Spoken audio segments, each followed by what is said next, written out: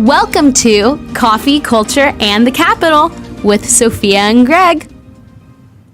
Well, hello everyone, and welcome back. We have a lot to chat with you all about today. Now that we are full swing in the 2025 legislative session, we actually have bills coming up and bill numbers to tell you all about. We are going to be talking about women's sports. We are going to be talking about California once again pushing abortion. And then we're going to update you guys a little bit about some of the stuff going around with parent secrecy in regards to schools. So there is a lot on the agenda. But with that, Greg, what do you have to drink during the show today? Well, it's not coffee, but it is a hint, some good water. So just like you, who sometimes drinks a gallon a day, I am starting to drink, what is this, 16 ounces. So that's going towards good. It's a start. That's a start. Yes. I just have my plain black coffee. And if you're watching on YouTube or live or Facebook, it's in my little Christmas mug. Even though we're past Christmas, you can always put to use a mug, no matter what it looks like. So that's what I have. But women's sports. We're going to dive into this bill by Assemblywoman Kate Sanchez, AB 89. But before we tell you guys about the bill, why don't we hear from the Assemblywoman herself about why she chose to introduce this bill? So let's check it out. Hello, I'm Assemblywoman Kate Sanchez. Women's sports have long been a symbol of dedication, perseverance, and opportunity. As a former high school athlete, I know this is a space where young women can compete fairly, achieve their dreams, and showcase their talents. But today, that fairness is being stripped away. When biological men are allowed to compete in women's sports, it creates an unfair playing field. Young women who have spent years training, sacrificing, and earning their place to compete at the highest level are now being forced to compete against individuals with undeniable biological advantages. It's not just unfair, it's disheartening and dangerous. For girls, this is about more than competition. It's about safety. Whether in contact sports, locker rooms, or shared spaces, these policies place our daughters at risk. We cannot ignore the physical and emotional toll this takes. I will always advocate for fairness, opportunity, and protection of women and girls in sports. It's time to restore integrity to women's athletics and ensure that every young woman has a fair and safe chance to compete.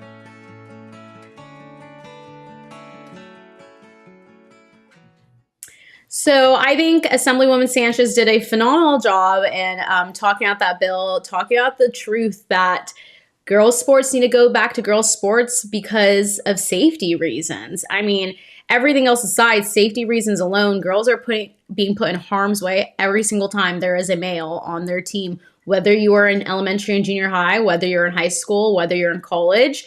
But this bill does focus specifically on high school level. The language itself talks about removing males from CIF sports. And so CIF is, if you're not familiar with it, it is what is in charge of all the high school sports. That's why you hear, when you hear high schoolers talk about sports, if they did well in their season, they say, yes, we're going to make it to CIF. That's the playoffs. That's CIF is in charge of it all.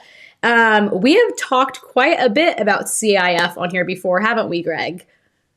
You're right. You're quite an expert on that, being a former athlete yourself. And actually, so have I. I was a soccer player in high school back in the day and played with CIF. So you played on the probably as good as you are, though. You played on the boys team, though, right, Greg? Yes, I did. And hey, I just want to say what's exciting about this bill is that Republicans are taking it on. Like, this has been around for this bill that let people go on to sports teams based on their gender identity. Past, we're talking over 10 years ago, right? And Republicans have ignored it. Any legislator has ignored it, really. And so to see this happen, it's great. So, and we're going back to reality. We're admitting the obvious that we have girls' sports because boys and girls' bodies are different. So absolutely. And like you said, we're going back to reality where this bill isn't a new idea. it's simply getting back to common sense, getting back to how we were, getting back to the original intent of Title IX.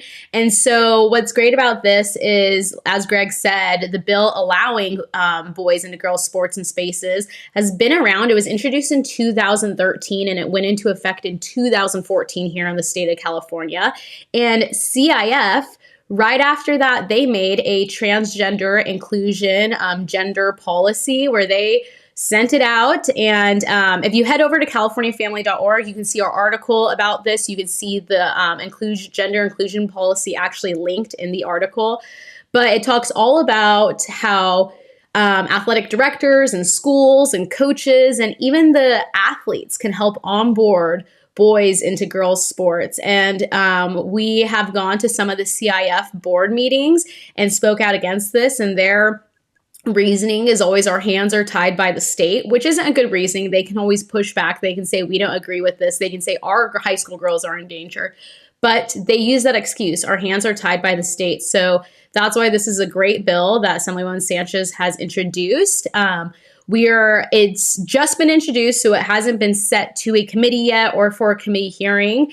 We don't even know if it's going to necessarily get a committee hearing with the way the Democrats work up here. But we will keep you guys all informed, because if it's not getting a hearing, we're going to need you guys to be calling the committee chair member. We believe it's probably going to go to the Assembly Education Committee first, because it's CIF, which is high schools education.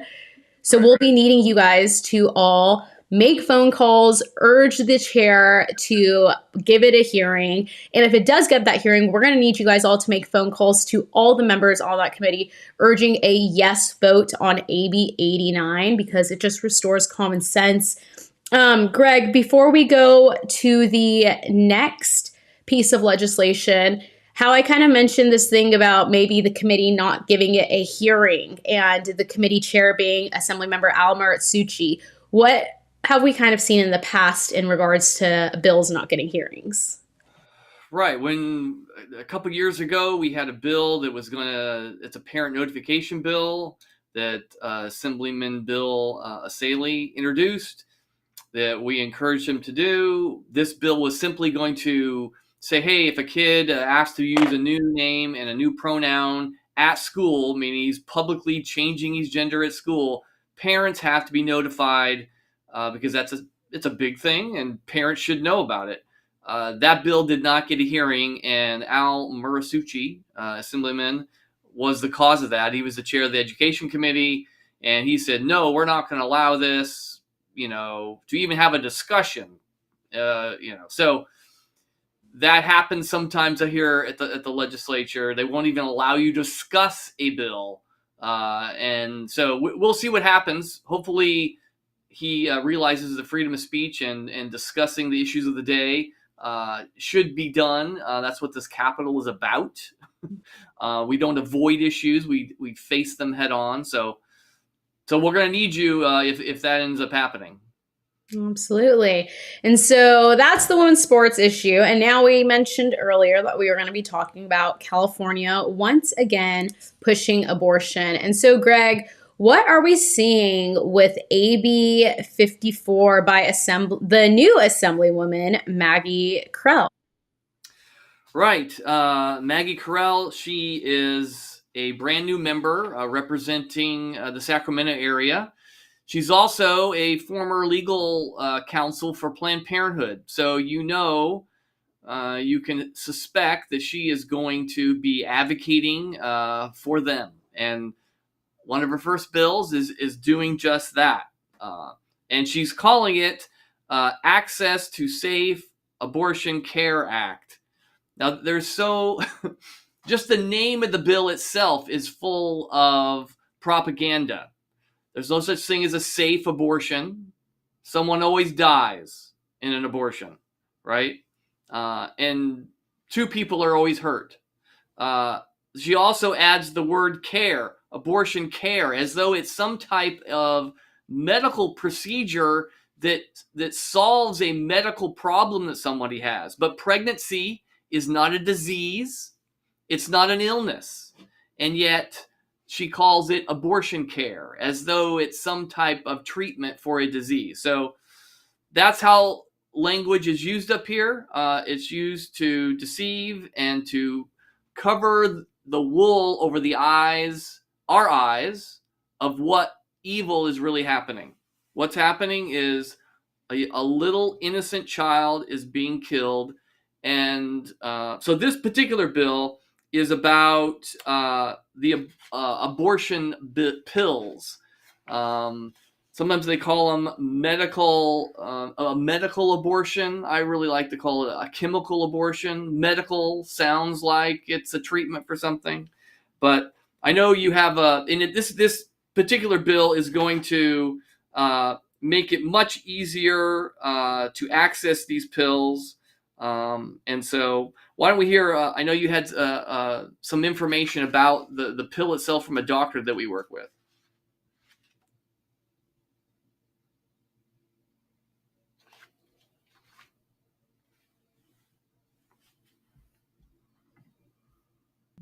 What are some of the adverse reactions? Sure. So the REMS, or the risk evaluation and mitigation strategy, that were put into place when the FDA approved mifepristone were put there because this is a potentially dangerous medication. So women that take this medication can experience significant bleeding. They can experience life-threatening hemorrhage. There's also an increased risk of infection associated with this medication. And so that's why these restrictions were put into place to monitor the use of this medication to try and minimize the complications that are associated with mifepristone. We do know that medication abortions with mifepristone carry a 4 times higher rate of complications than do surgical abortions even. So the fact that we were talking about lifting these restrictions, especially during a time when many people are facing health crises, was just uncalled for. It goes against medical standards. And the other reason why it's important that a woman actually see a physician prior to receiving this medication is because there's many factors that play into her risks associated with taking this medication, one of which is how far along she is in her pregnancy. And so it's really important that she see a physician to determine exactly how far along she is. The medication is approved up to 10 weeks gestation in the U.S. However, we know that after about 8 weeks of gestation, with every week that she is farther along in her pregnancy, her risk of complications increases significantly. And so one of the significant concerns about women receiving this medication through the mail is that women could be much farther along in their pregnancy. We've already seen this happen in the UK, where women have been able to access this through the mail, that women much farther along in their pregnancies are taking this medication, and they can experience life-threatening complications even more so than a woman who takes it early in her pregnancy.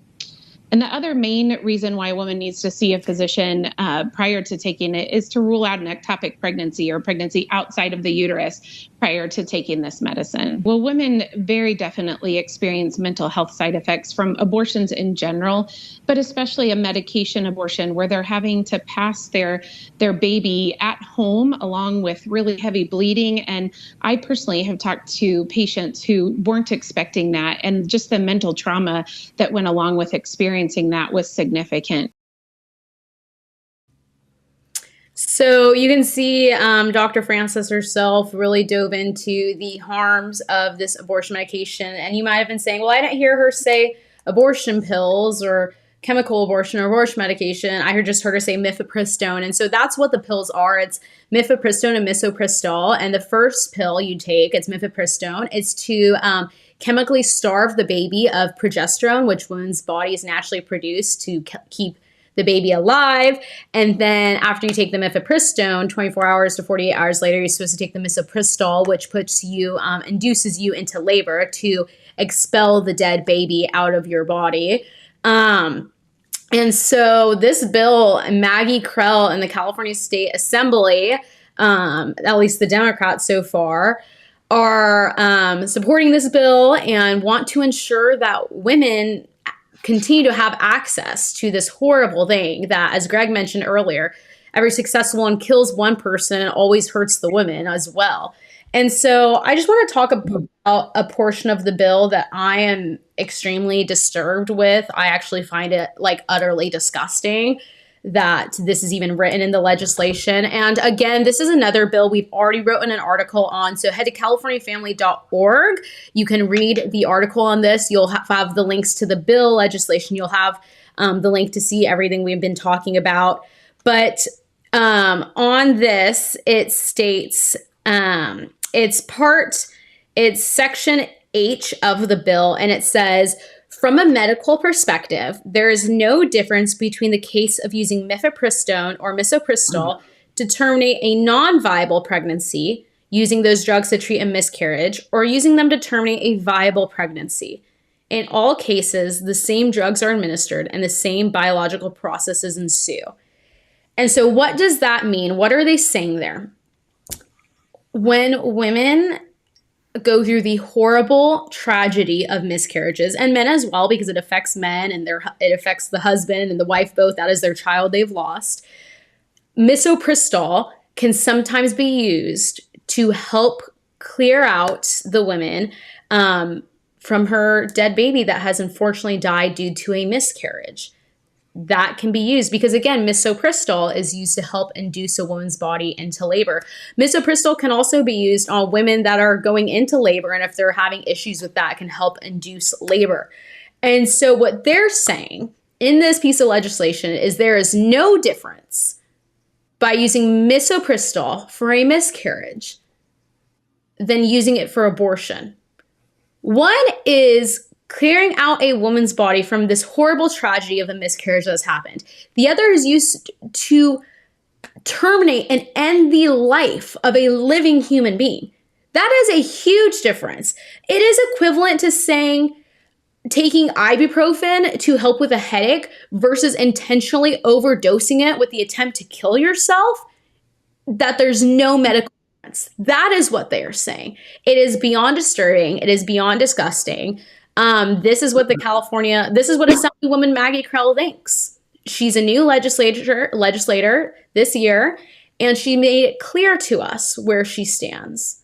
So I'm beyond disturbed. I don't know if there's anything else you want to say on this, Greg.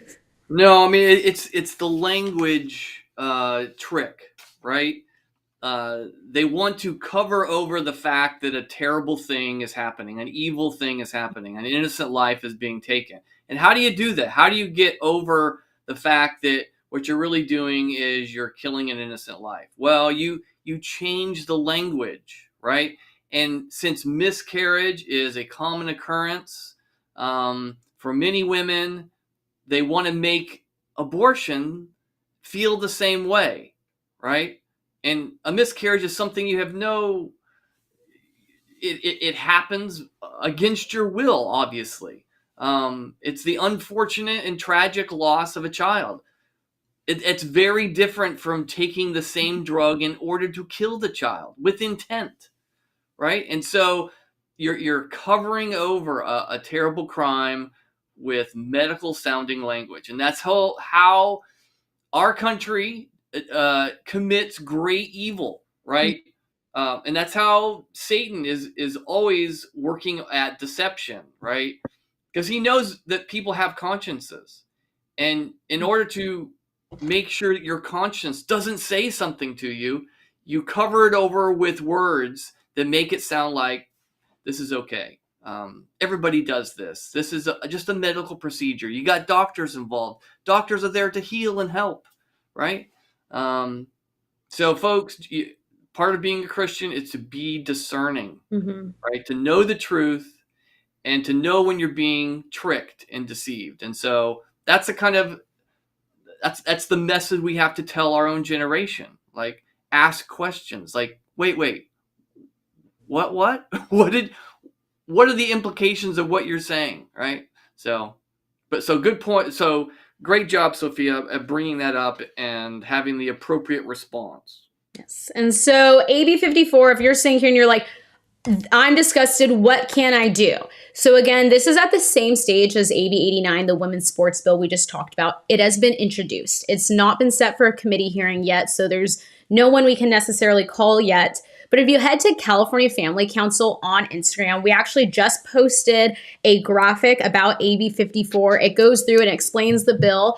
go share it to your stories, share it with people, let them know about the bill. Stay tuned with the podcast, with our social media, and go sign up at californiafamily.org. Sign up for our weekly newsletter, because once this bill gets a committee hearing date, we will let you know what committee it's in, who the assembly members are that are on the committee, who to call, and what to say on those phone calls. We make the process so simple. So stay tuned. We will keep you guys updated for both of those pieces of legislation, as well as if you head to californiafamily.org, you can see our bill watch list where it has all the bills we are currently watching. That list will continue to grow as more bills get introduced, and then it will kind of dwindle down as bills get killed and things like that. But that will have the 24/7 update about where bills are at and what they mean on the regards to what we're watching.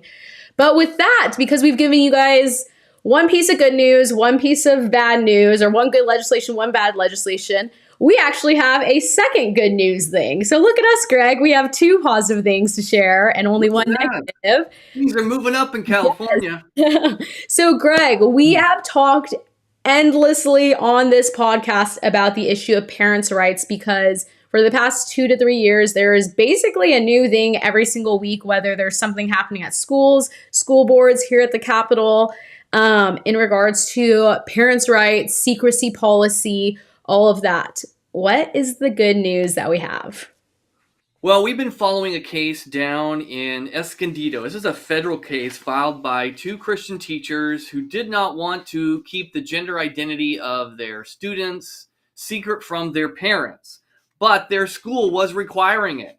If their kid if their student changed their name and pronoun at school, they were supposed to keep this secret from the parents as policy, because as the Attorney General and the Department of Ed have been telling school districts that kids have privacy rights from their own parents.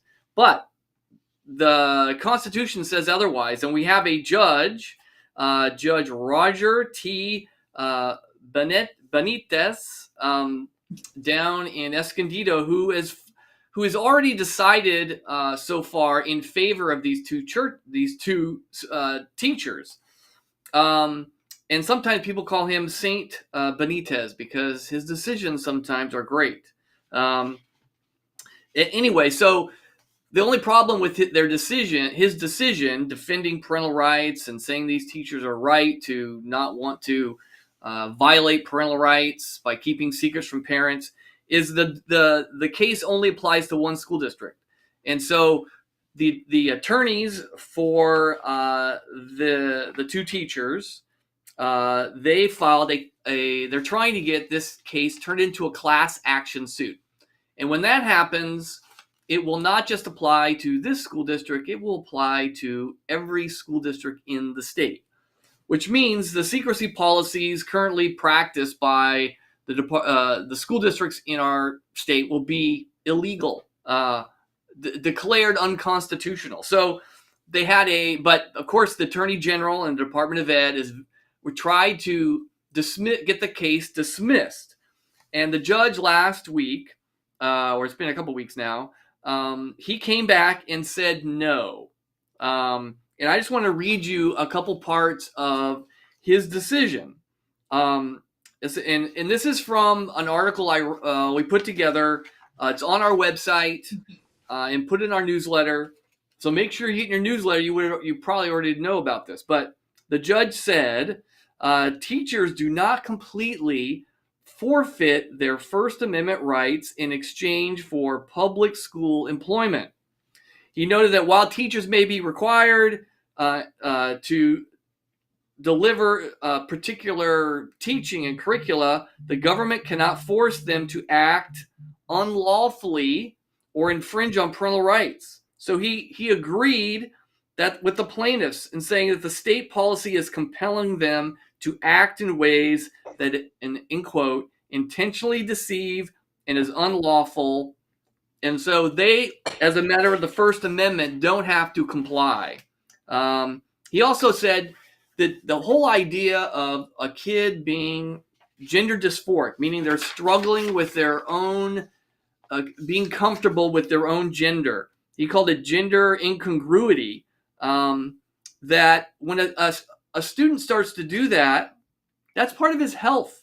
And it is unconstitutional. And parents, and I'm quoting here, parents have a right to make decisions concerning the care, the custody, and the medical care for their children. And it's one of the oldest and fundamental liberty interests that Americans enjoy. Yes, that's right. And he explained that the department, the California state policy, said that if a student expresses words or actions during class that are visible signs that a child is dealing with gender incongruity or possible gender dysphoria, teachers are ordered not to inform the parents.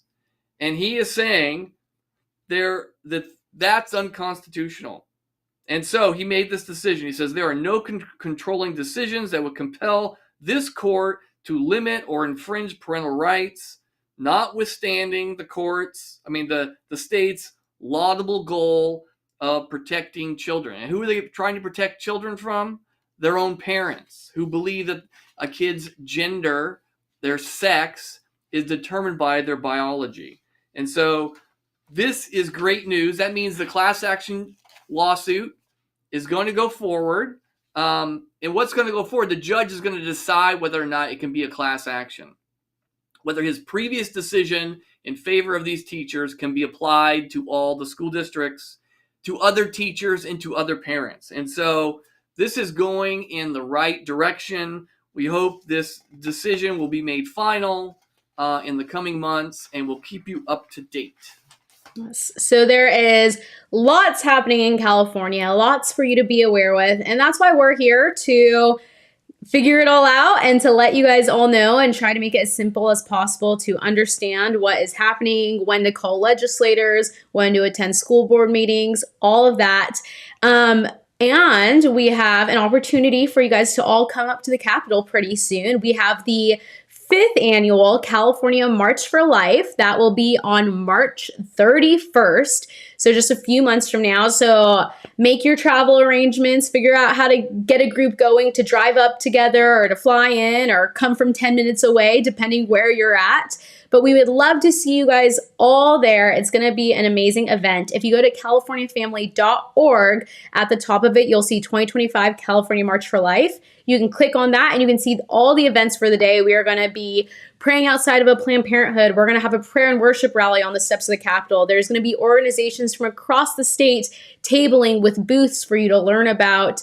We're going to hear from some amazing speakers, and then we're going to march for life around the state capitol to make sure that legislators are aware that there are Californians that are pro-life here still. And so with that, Greg, unless if you have anything else, we will see you guys all next time. Sounds good.